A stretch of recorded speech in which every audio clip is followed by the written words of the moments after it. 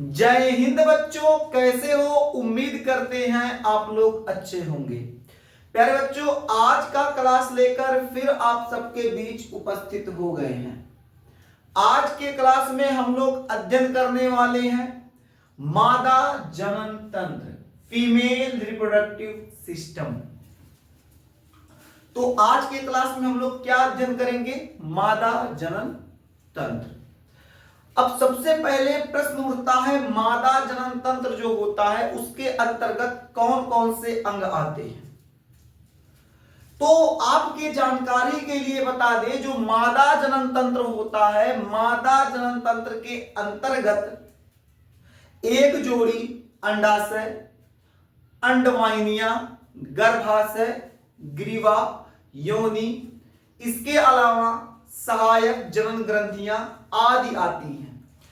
तो अगर आपसे पूछ लिया जाए मादा जनन तंत्र क्या है या मादा जनन तंत्र के अंतर्गत कौन कौन से जननांग आते हैं, तो आपका जवाब होगा मादा जनन तंत्र के अंतर्गत, मादा जनन तंत्र के अंतर्गत, मादा जनन तंत्र के अंतर्गत एक जोड़ी अंडाशय, एक जोड़ी अंडाशय, कामा अंडवाहिनी, अंडवाहिनियां लिख लीजिएगा, अंडवाहिनियां, कामा गर्भाशय, ग्रीवा, योनि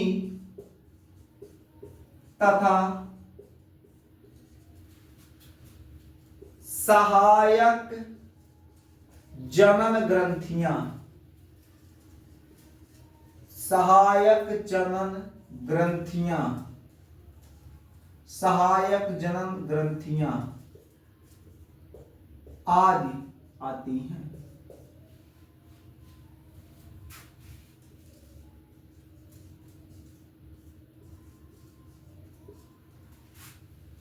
ठीक है। अब ये जो एक जोड़ी अंडाशय है, अंडवाहिनी, गर्भाशय, ग्रीवा, योनि, आखिर कैसे स्थित होती हैं, किस क्रम में स्थित होती हैं, इसको समझने के लिए हमको मादा जनन तंत्र का संरचना बनाना पड़ेगा। तो आप लोग साथ साथ मादा जनन तंत्र का जो संरचना होता है, चित्र होता है, या फिर कह लीजिए डायग्राम जो होता है, उसको आप साथ में ही बनाते चलिए। ठीक है, तो चलिए मादा जनन तंत्र का क्या करते हैं, संरचना बनाते हैं, फिर समझते हैं जो अंडाशय होता है वो कहां स्थित होता है, क्या काम करता है, गर्भाशय कहां स्थित होता है, ग्रीवा का स्थित देख लेते हैं, योनि जो होता है कहां स्थित होता है। इन सब चीजों को हम लोग क्या करते हैं, मादा जनन तंत्र के आंतरिक संरचना में समझने का प्रयास करते हैं।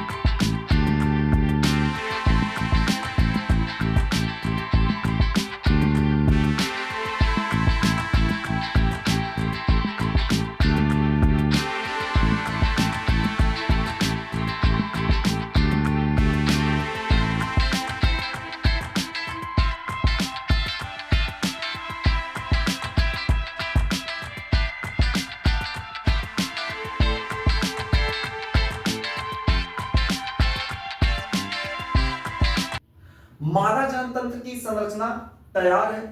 अब हम लोग क्या करते हैं, इसके भागों को पढ़ना प्रारंभ करते हैं कि जो अंडाशय होता है वो कहाँ स्थित होता है, अंडाशय कहाँ है, गर्भाशय कहाँ है, योनि या ग्रीवा कहाँ है। सब भागों को हम लोग बहुत बारीकी से समझने का प्रयास करते हैं। ये जो नीचे वाला पार्ट है, इस पार्ट को हम लोग योनि कहते हैं। लिखते चलते हैं ताकि आपको किसी प्रकार की समस्या ना हो। ये जो नीचे वाला ए वाला पार्ट दिखाई दे रहा है, इस पार्ट को हम लोग योनि कहेंगे, वेजाइना योनि कहते हैं। थोड़ा बड़ा लिख दे, योनि कहेंगे। योनि के ठीक ऊपर का जो ए वाला पाइप है, हम आपको इसे दिखा दे, यहां जो ए वाला पाइप दिखाई दे रहा है, ये पूरा पाइप जो होता है इसे हम लोग ग्रीवा कहते हैं। क्या कहते हैं, ग्रीवा। यानी ये जो पूरा पाइप है, ये पाइप ग्रीवा होता है। ग्रीवा के ऊपर की तरफ एक रंध्र या छिद्र पाया जाता है, नीचे की तरफ एक रंध्र या छिद्र पाया जाता है। ये जो बीच का भाग होता है, इस बीच वाले भाग को ग्रीवा नाल बोलते हैं।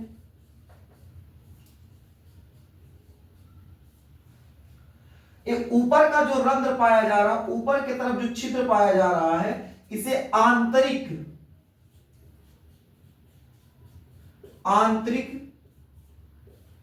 ग्रीवा रंध्र बोलेंगे। और ये जो नीचे की तरफ छिद्र पाया जा रहा है, ये नीचे की तरफ, इसे हम लोग बाह्य ग्रीवा रंध्र कहते हैं। यानी जो ए पार्ट है, ये तो योनि है। योनि क्या होता है, मादा का मैथुनांग होता है। यानी मादा जो होती है लैंगिक संपर्क इसी भाग से बनाती है, इसी भाग में पेनिस प्रवेश करता है और प्रवेश करने के बाद मैथुन क्रिया संपन्न होता है। और जब पेनिस से वीर्य निकलता है तो वीर्यवा यह रास्ता से बाबू क्या होगा, शुक्राणु आगे बढ़ेगा। ये पूरे प्रेशर के साथ जब फेंकेगा तो इसी रास्ते से शुक्राणु क्या होगा, आगे बढ़ेगा। यानी ये जो योनि होता है मादा का मैथुनांग होता है। मादा जननांग में सबसे पहले जो आता है योनि आता है। योनि के ठीक ऊपर जो होता है बाह्य ग्रीवा रंध्र होता है। बाह्य ग्रीवा रंध्र के रास्ते से शुक्राणु अंदर प्रवेश करते हैं। ये जो बीच में खोखला बेलनाकार भाग दिखाई दे रहा है, इस खोखले बेलनाकार संरचना को हम लोग ग्रीवा नाल कहते हैं, या आप इसे ग्रीवा भी कह सकते हैं। ऊपर की तरफ जो रंध्र दिखाई दे रहा है, इस रंध्र को आंतरिक ग्रीवा रंध्र कहते हैं। और यहां से शुक्राणु जब आगे आएगा तो आगे आने के बाद यहां से अंदर प्रवेश, यहां से ऐसे अंदर प्रवेश कर जाएगा। ग्रीवा नाल का एक और काम भी होता है, जब मादा का डिलीवरी होता है, कोई गर्भवती महिला उसका डिलीवरी आने वाला होता है, उस समय जो एक ग्रीवा होता है फैल जाता है, अपने आप को क्या करता है, थोड़ा सा फैला देता है। और जब ग्रीवा फैल जाएगा तो बच्चा आसानी से नीचे की तरफ आ जाता है। यानी गर्भावस्था के समय जब महिला क्या करेगी, किसी बच्चे को जन्म देगी, उस समय ग्रीवा जो नाल होगा फैल जाएगा। उसके अलावा जब मादा जो किसी नर के साथ संबंध बनाएगी, उस स्थिति में शुक्राणु यही रास्ते से सरसरा के प्रवेश अंदर करेगा। इतना बात समझ में आ गया। आगे समझते हैं। आगे अगर हम लोग देखें, ये जो ऊपर का पार्ट, ये पूरा खाली भाग दिखाई दे रहा है, इस खाली भाग को गर्भाशय कहा जाता है।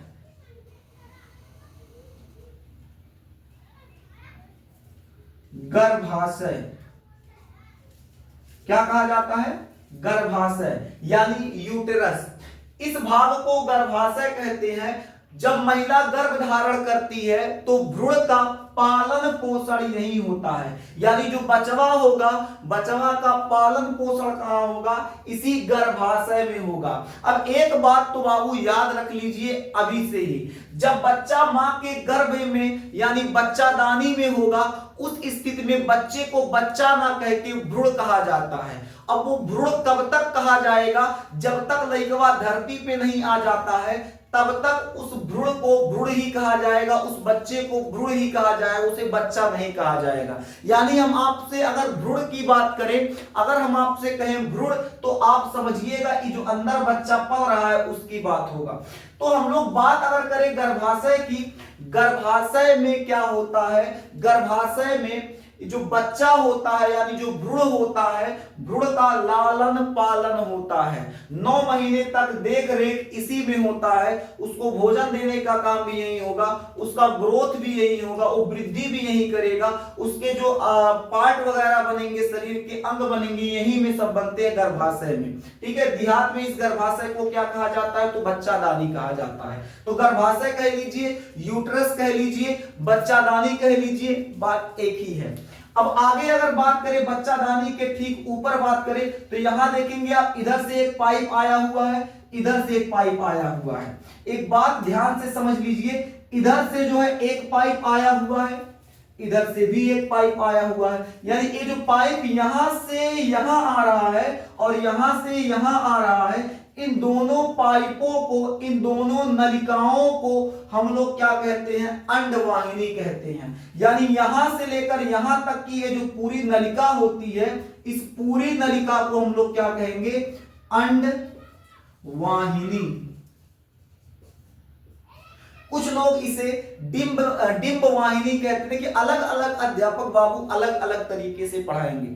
अलग कॉन्सेप्ट सेम है, पढ़ाने का स्किल थोड़ा सा अलग है, कुछ थोड़ा सा और हंसा के पढ़ाएंगे, कुछ थोड़ा सीरियस होके पढ़ाएंगे, अलग अलग टीचरों का अलग अलग क्या है स्किल होता है बाबू। लेकिन याद रखिएगा कि जो ये पूरा पार्ट होता है, इस पूरे पार्ट को हम लोग क्या कहेंगे, अंडवाहिनी कहेंगे। कहीं किताबों में, कुछ किताबों में यहाँ डिंब वाहिनी लिखा होगा, कुछ अध्यापक आपको हो सके विद्यालय में आपको डिंब वाहिनी पढ़ाया जाए, तो आप घबराइएगा नहीं, इधर सोचिएगा कि मास्टरवा हम लोग को तो अंडवाहिनी पढ़ाया था, यहाँ डिंब वाहिनी हो रहा है, इसका मतलब कोनो झोल है, कोई झोल वोल नहीं है। यानी अंडवाहिनी कह लीजिए या डिंब वाहिनी कह लीजिए मेरे देश के अच्छे बच्चे, बात एक ही है। यानी ये जो पूरी नलिका होती है, इस पूरी नलिका को हम लोग अंडवाहिनी कहेंगे। अब ये अंडवाहिनी होती है, इसके भी कई पार्ट होते हैं। जैसे यहां देखेंगे, यहां उंगली, ऐसे उंगली की तरह कुछ संरचना दिखाई देती है। ये जो उंगली होती है, उंगली की तरह कुछ संरचना दिखाई देती है। इस संरचनाओं को हम लोग झल्लरी कहते हैं। क्या कहते हैं, झल्लरी, झल्लरी कहते हैं। झल्लरी के ये देखो, ये झल्लरी नहीं, एक उंगली वाला संरचना झल्लरी है। ये जो ए वाला पार्ट होता है, यहां जो पार्ट है, इसको कीप कहा जाता है। क्या कहते हैं, कीप। आगे बात करें, थोड़ा आगे यहां बढ़ेंगे तो यहां देखेंगे थोड़ा चौड़ा भाग है। क्या देखिए, थोड़ा चौड़ा भाग है। अब चौड़ा क्यों, हम बनाए नहीं, चौड़ा होता ही है क्योंकि इस भाग में बाबू नर युग्मक शुक्राणु, मादा युग्मक अंडाणु, नर युग्मक शुक्राणु, मादा युग्मक अंडाणु का मीटिंग होता है। यानी मीटिंग का मतलब हो जाएगा इसी जगह पे निषेचन क्रिया संपन्न होता है। इस भाग को तुम्बिका कहा जाता है। क्या कहा जाता है, तुम्बिका कहा जाता है। यानी नर युग्मक शुक्राणु, मादा युग्मक अंडाणु कहां पर मिलते हैं, तो इसी तुम्बिका में। इधर से जो शुक्राणुआ रेंगते रेंगते आएगा, वो कहां मिलेगा, तुम्बिका में मिलेगा। ठीक है, तो तुम्बिका में क्या होता है, निषेचन क्रिया संपन्न होता है। इतना बात याद रखिएगा। आगे बढ़े, यहां देखते हैं, यहां पर एक अंडा बना हुआ है। इस अंडे को हम लोग क्या कहते हैं, इस अंडे को हम लोग ओवरी कहते हैं। ओवरी मतलब हो जाएगा अंडाशय। इसे हम लोग क्या कहेंगे, अंडाशय। इसे क्या कहेंगे, अंडाशय। अब ये जो अंडाशय होता है, एक कुछ तंतुओं से ऐसे जुड़ा होता है। ये पतले पतले तंतु होते हैं, जिन तंतुओं की सहायता से ये जुड़ा होता है, जिससे ये अपनी जगह पर स्थिर रहे, हिले डोले ना, जहां का तहां, जहां है वहीं पड़ा रहे। इस तंतु का काम क्या होता है, ये जो फिलामेंट तंतु होते हैं, इनका काम होता है उसे जोड़ कर रखना, पकड़ कर रखना, ताकि सरक ना जाए। अगर सरक गया तो मामला गड़बड़ा जाएगा। ठीक है, आगे बढ़े तो ए वाला जो पार्ट दिखाई दे रहा है, इस पार्ट को हम लोग फंडस कहते हैं। क्या कहेंगे? इस पार्ट को हम लोग फंडस कहेंगे। क्या कहेंगे? फंडस कहेंगे। अब बात अगर करें आगे तो यहां देखेंगे नीले कलर से एक परत बनाए हैं, फिर लाल कलर से एक परत बना हुआ है, एक काले परत से डिजाइन नहीं है, कुछ इस प्रकार से होता है, नहीं कि मार साहब डिजाइन काट दिए हैं एकदम बढ़िया के, एकदम देखिए लहरिया रहा है, पूरा लहरिया नहीं रहा, डिजाइन नहीं है, ऐसे ही होता है। तो अगर हम लोग बात करें ऊपर के परत की, देखिए जो गर्भाशय होता है 3 परतों से ढका होता है, जो गर्भाशय होगा 3 परतों से ढका होगा। ये जो सबसे बाहर का परत होता है उसे पेरीमेट्रियम कहा जाता है। इसके अंदर जो मध्य में परत होता है उसको मायोमेट्रियम कहते हैं। अंदर की तरफ जो परत होता है अंदर भाग में उसे हम लोग एंडोमेट्रियम कहते हैं। यानी इसको आप लोग नोट कर लीजिएगा, यहीं कहीं हम लिख देते हैं, कहां लिखें, यहां लिखते हैं। ये जो नीले रंग से बना हुआ है इसे हम लोग पेरीमेट्रियम कहेंगे, पेरीमेट्रियम।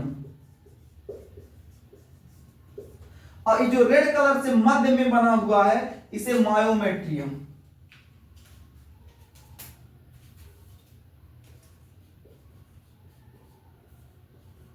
मायोमेट्रियम क्या कहेंगे? मायोमेट्रियम। और ये अंदर का जो पार्ट होता है, ए वाला पार्ट, अंदर का जो भाग होगा उसे हम लोग क्या कहेंगे? एंडोमेट्रियम।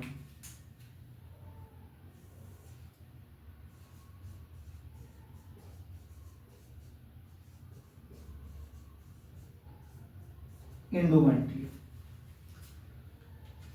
अब पेरीमेट्रियम, मायोमेट्रियम, एंडोमेट्रियम का भी बहुत बड़ा योगदान यहाँ होता है। योगदान ये होता मासिक धर्म के समय, जब मासिक धर्म आता है इनका योगदान बहुत ज्यादा रहता है। ठीक है, इसमें से कुछ पार्ट टूटता है जिससे क्या होता है, पीरियड आने पे आपके मन में प्रश्न उठता है, पीरियड आने पे दर्द क्यों होता है। जब मासिक धर्म पढ़ाएंगे वहां बताएंगे दर्द क्यों होता है। तो मासिक धर्म से संबंधित यहाँ जो है पेरीमेट्रियम, मायोमेट्रियम, एंडोमेट्रियम का बहुत बड़ा योगदान होता है। अब मासिक धर्म शुरू कर देंगे अभी यहाँ बताना तो क्लास फिर लंबा खिंच जाएगा, उस पर दिक्कत हो जाएगा। यानी अभी जिस टॉपिक पे है उसी टॉपिक को ध्यान देते हैं। यानी अभी हम आपको क्या पढ़ा रहे हैं? अभी पढ़ाया जा रहा मादा जनन तंत्र की संरचना। मादा जनन तंत्र की संरचना में ये जो नीचे वाला पार्ट इसे योनि कहेंगे, ऊपर का जो छिद्र है बाह्य ग्रीवारंध्र कहेंगे, ये जो पूरा नाल है ग्रीवानाल कहलाएगा, ऊपर की तरफ जो रंध्र है आंतरिक ग्रीवारंध्र कहलाएगा, ये वाला पार्ट गर्भाशय कहलाएगा। ऊपर बढ़ जाएंगे तो इस वाली पूरी नलिका को अंडवाहिनी कहते हैं। अंडवाहिनी में जो उंगली की तरफ संरचना होती है उसे हम लोग क्या कहेंगे? झलरी कहेंगे। ए वाला पार्ट कीप होता है, इस वाले पार्ट को तुंडिका कहते हैं। और एक बात और याद रखिएगा, ये जो ए वाला भाग होता है इस वाले भाग को हम लोग संकीर्ण पथ,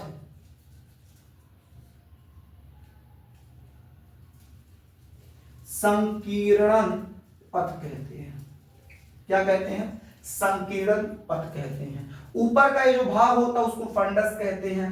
गर्भाशय 3 परतों से ढका होता है। जो बाहर की तरफ परत होता है उसको पेरीमेट्रियम, मध्य में जो बीच में परत होता है उसको मायोमेट्रियम, अंदर की तरफ जो परत होता है उसको हम लोग क्या कहते हैं? एंडोमेट्रियम कहते हैं। इतना बात उम्मीद करते हैं समझ में आ गया होगा। और आपकी जानकारी के लिए बता दें, ये जो अंडाशय होता है इसी अंडाशय में सेकेंडरी ओसाइट का निर्माण होता है जो आगे चल के अंडाणु बनता है। अब इस कैसे होता है वहां का वहां देखेंगे। अभी आप सबसे पहले एक काम करो, इस पूरी संरचना को नोट कर लीजिए। इसके आगे अगर पढ़ाएंगे तो क्लास लंबा हो जाएगा। आज का क्लास यही समाप्त करते हैं। आज के लिए बस इतना ही, फिर मिलेंगे आपसे अगले क्लास में। आप पहले नोट कर लीजिए।